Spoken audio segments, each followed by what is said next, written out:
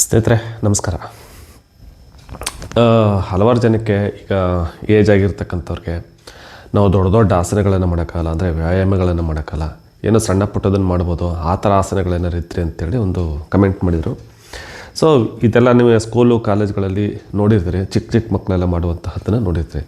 ಆ ಥರ ತುಂಬ ಸರಳವಾದ ಆಸನಗಳನ್ನು ನಿಮ್ಗೆ ಹೇಳ್ಕೊಡ್ತೀನಿ. ನಾನು ಪ್ರತಿನಿತ್ಯ ಮಾಡುವಂಥದ್ದು ಇದು ಬೇಸಿಕ್. ಇದು ಆ್ಯಕ್ಚುಲಿ ತುಂಬ ಬೇಸಿಕ್ ಅಂದರೆ ಬೇಸಿಕ್ಕು. ನೋಡ್ಕೊಳ್ಳಿ, ವಿಡಿಯೋ ಸೇವ್ ಮಾಡಿಕೊಂಡು ಪ್ರತಿದಿನ ಪ್ರಾಕ್ಟೀಸ್ ಮಾಡಿ, ತುಂಬ ಹೆಲ್ಪ್ ಆಗುತ್ತೆ. ಉದಾಹರಣೆಗೆ ಕೈನ ಈ ರೀತಿ ಚಾಚಿ, ಈ ರೀತಿ ನಿಧಾನಕ್ಕೆ ಸ್ಟಾರ್ಟಿಂಗ್ ರೊಟೇಟ್ ಮಾಡಿ. ಈ ರೀತಿ ನಿಮ್ಮ ಕೈಯಲ್ಲಿ ಎಷ್ಟಾಗುತ್ತೆ ಸ್ಟಾರ್ಟಿಂಗು ಒಂದು 5-6, ಆಮೇಲೆ 10-20, ಈ ರೀತಿ ನಿಮ್ಮ ಕೈಲಿ ಎಷ್ಟು ಸಾಧ್ಯನೋ ಅಷ್ಟು ಮಾಡ್ಬೋದು. ನೋಡ್ಕೊತಾ ಇದ್ದೀರಾ? ಈ ರೀತಿ ರೊಟೇಟ್ ಮಾಡುವಂಥದ್ದು. ಈ ರೀತಿ ತುಂಬ ಹಿಂಗೆಲ್ಲ ನುಲಿಯೋಕ್ಕೆ ಹೋಗ್ಬಿಡಿ. ಹಿಂಗೆ ಸ್ಟ್ರೈಟಾಗಿ ಇಟ್ಕೊಂಡು ಎಷ್ಟು ಸರಳವಾಗಿ ಆಗುತ್ತೋ ಅಷ್ಟು. ಒಂದಾಯ್ತಾ? ಎರಡು ಕೈಗಳನ್ನು ಈ ಭುಜದ ಮೇಲಿಡಿ. ಈ ರೀತಿ ಎರಡನೇದು. ಒಳ್ಳೆ ಸಮಾನ ಚಿತ್ತದಿಂದ ಬೆಳಿಗ್ಗೆ ಮಾಡಿ, ಬಹಳ ಹೆಲ್ಪ್ ಆಗುತ್ತೆ. ಮತ್ತು ಉಲ್ಟ ನಿಮ್ಮ ಕೈಲಿ ಎಷ್ಟು ಆಗುತ್ತೋ ಅಷ್ಟು ಸ್ಟಾರ್ಟಿಂಗು ಸರಳವಾಗಿ ಸಿಂಪಲಾಗಿ ಮಾಡಿ, ಅದಾದ ನಂತರ ಇದು ಮಾಡಿ. ಮತ್ತು ಸೊಂಟವನ್ನು ಈ ರೀತಿ ಸುತ್ತುವಂಥದ್ದು. ಸ್ಟಾರ್ಟಿಂಗ್ ಒಂದು 5 ಲೆಕ್ಕ ಹಾಕೊಳ್ಳಿ, ಕೌಂಟ್ ಮಾಡಿ. 1 2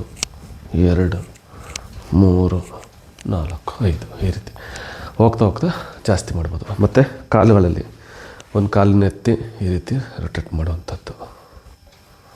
ಮತ್ತು ಉಲ್ಟ ನೋಡಿ, ಎಷ್ಟು ನರಗಳೆಲ್ಲ ನಿಮಗೆ ಫ್ರೀ ಆಗುತ್ತೆ, ಮಸಲ್ಸ್ ಎಲ್ಲ ಗಟ್ಟಿಯಾಗುತ್ತೆ, ಬ್ಲಡ್ ಫ್ಲೋ ಚೆನ್ನಾಗಿರುತ್ತೆ, ರಕ್ತ ಸಂಚಲನ ತುಂಬ ಚೆನ್ನಾಗಿರುತ್ತೆ, ತುಂಬ ಹೆಲ್ಪ್ ಆಗುತ್ತೆ, ತುಂಬ ಬೆನಿಫಿಟು. ಮತ್ತು ಕುತ್ತಿಗೆಯನ್ನು ಈ ರೀತಿ ರೊಟೇಟ್ ಮಾಡುವಂಥದ್ದು. ನಾನು ತುಂಬ ಕಡಿಮೆ ತೋರಿಸಿದ್ದೀನಿ, ನೀವು ಜಾಸ್ತಿ. ಮತ್ತು ಕೈಗಳನ್ನು ಹೆಂಗೆ ಅಂದ್ಕೊಂಡು ನಿಮ್ಮ ಕೈಲಿ ಎಷ್ಟಾಗುತ್ತೆ ಅಷ್ಟು.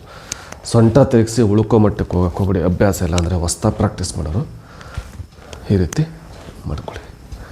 ಇದು ಯಾವುದೇ ಎಕ್ವಿಪ್ಮೆಂಟ್ ಇಲ್ದೇ ಮಾಡುವಂಥದ್ದು. ಶ್ವಾಸಕೋಶ ಉಸಿರಾಟ ಚೆನ್ನಾಗಿರಬೇಕು ಅಂದರೆ ಈ ರೀತಿ ಮಾಡಿ. ಎಂಥವರು ಕೂಡ ಮಾಡ್ಬೋದು ಅಂತ. ಮತ್ತು ಸ್ವಲ್ಪ ಸಾಧ್ಯವಾದರೆ ಈ ರೀತಿ ಬೆಂಡಾಗುವಂಥದ್ದನ್ನ ಅಭ್ಯಾಸ ಮಾಡ್ಕೊಳ್ಳಿ. ಸುಮ್ಮನೆ ಫ್ರೀಯಾಗಿ ಈ ರೀತಿ. ಇದೆಲ್ಲ ನಮಗೆ ಸ್ಕೂಲು ಕಾಲೇಜುಗಳಲ್ಲಿ ಹೇಳ್ಕೊಡ್ತಾಯಿದ್ರು, ಆಯಿತಾ? ಇದಿಷ್ಟು.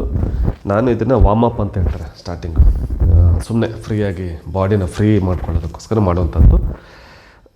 ಏಜ್ ಅಂತಂತರೂ ವಾಕಿಂಗ್ ಜೊತೆಗೆ ಬೇರೆ ಸಣ್ಣ ಪುಟ್ಟ ಎಕ್ಸಸೈಸ್ ಜೊತೆಗೆ ಇದನ್ನು ಮಾಡಿ ತುಂಬ ಅಂದರೆ ತುಂಬ ಬೆನಿಫಿಟ್ ಆಗುತ್ತೆ. ನಾನು ಆ್ಯಕ್ಚುಲಿ 2-3 ನಿಮಿಷದಲ್ಲಿ ಮುಗಿಸಿದ್ದೀನಿ ಅನಿಸುತ್ತೆ, ಗೊತ್ತಿಲ್ಲ. ಇದನ್ನು ನೀವು 1/4 ಗಂಟೆ ಇದನ್ನು ಮಾಡ್ಬೋದು. ಇದನ್ನು ಒಂದು 20 ಸತಿ ಈ ರೀತಿ ನಿಮಗೆ ಯಾವುದು ಆಗುತ್ತೋ ಅದನ್ನೆಲ್ಲ ಮಾಡ್ಬೋದು. ಇದೇನಿಂದ ಕೂತ್ಕೊಂಡು ಒಂದಷ್ಟು ಆಸನಗಳಿದೆ, ನೆಕ್ಸ್ಟ್ ವೀಡಿಯೋದಲ್ಲಿ ಅದನ್ನು ತೋರಿಸ್ಕೊಡ್ತೀನಿ. ದಯವಿಟ್ಟು ಒಂದು ಸಿರಿಧಾನ್ಯ ಸಾತ್ವಿಕ ಆಹಾರ ಜೊತೆಗೆ ಲೈಫ್ ಸ್ಟೈಲ್, ಜೀವನ ಶೈಲಿ ಅಂದರೆ ಇದೇನೆ, ಇನ್ನೇನೂ ಅಲ್ಲ. ಜೀವನ ಶೈಲಿ ಅಂದರೆ ಒಳ್ಳೆ ಜೀವನ ಶೈಲಿ ಇಟ್ಕೊಳ್ಳಿ ಅಂದರೆ ಇದೇನೆ. ಒಂದು ಒಳ್ಳೆ ಬಟ್ಟೆ ಹಾಕುವಂಥದ್ದು, ಸ್ನಾನ ಮಾಡುವಂಥದ್ದು, ಪೂಜೆ ಮಾಡುವಂಥದ್ದು, ಯೋಗಾಸನ ಮಾಡುವಂಥದ್ದು, ಆಯಿತಾ? ಇದ್ರ ಜೊತೆಗೆ ಒಳ್ಳೆ ಆಲೋಚನೆಗಳು, ಪಾಸಿಟಿವ್ ಥಿಂಕಿಂಗೇ ಮಾಡಬೇಕು. ನೆಗೆಟಿವ್ ಥಿಂಕಿಂಗ್ ಮಾಡೋಂಗಿಲ್ಲ, ಯಾರನ್ನು ವಿರೋಧ ಮಾಡೋಂಗಿಲ್ಲ, ಯಾರನ್ನು ದ್ವೇಷ ಮಾಡೋಂಗಿಲ್ಲ. ನಮ್ಮನ್ನು ದ್ವೇಷ ಮಾಡೋನು ಕೂಡ ಮರ್ತನು ಮುಂದೆ ಹೋಗ್ತಾ ಇರಬೇಕು. ಇದಿಷ್ಟನ್ನು ಪಾಲಿಸ್ಕೊಂಡ್ರೆ ಒಳ್ಳೆ ಸುಖ ಜೀವನ ನಿಮ್ಮದಾಗುತ್ತೆ. ಈ ಭಾರತದಲ್ಲಿ, ಭವ್ಯ ಭಾರತದಲ್ಲಿ ನಾವೆಲ್ಲರೂ ಕೂಡ ಆರೋಗ್ಯವಂತರಾಗಿ ಬಾಳ್ಬೋದು ಅಂತ ಹೇಳ್ತಾ, ಎಲ್ರಿಗೂ